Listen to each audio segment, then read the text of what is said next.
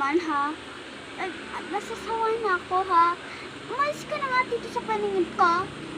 The next morning, yung pulubi ay nagbago ng restaurant. Go!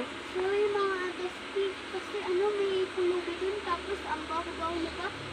Kahapon nagpipito siya, tapos hindi ko siya naliligo. Ang baho pa nga niya eh. Nakaayos rin. Sino kaya ang unang makakabili? Wow, ang ganda nito ha. Pwede po akong pabili? Oh, siya na naman yung bully sa akin. So, tapos gusto niyang bumili sa akin, ha? Magkano po dito? Kaya mamahalin ko ang aking mga benta para lang sa kanya. Oo nga pala, parang familiar ka sa akin. Magkano nga po ito? Ano kasi ulit? Dalawa? What? Opo, dalawa. 100 po, 10. Ay, Sige. Punong-puno dapat po Tapos, magkano po ito?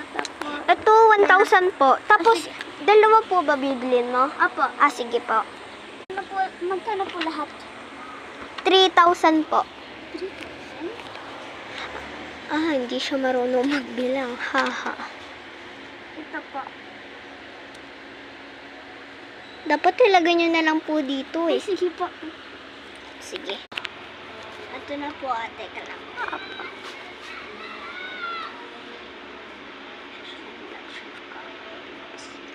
Ano po yan? Wala po. Okay pa. Tapos, naging mabait siya?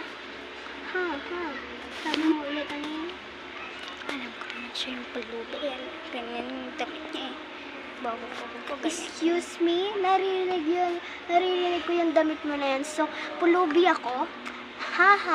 Bago ako dito. So, tapos itong damit na to, Jordan to. Napakamahal to. Ay, sige po. Sorry po kasi. Parang ganyan po din kasi damit yung yung pulubet dito po. Excuse me? Kaya tinatawag mo ako pulubi kasi pulubi ako. Tingnan mo nga itong mga binibili ko na to para lang ibenta kasi napakamahal nito. Sorry po. In part 3 na lang.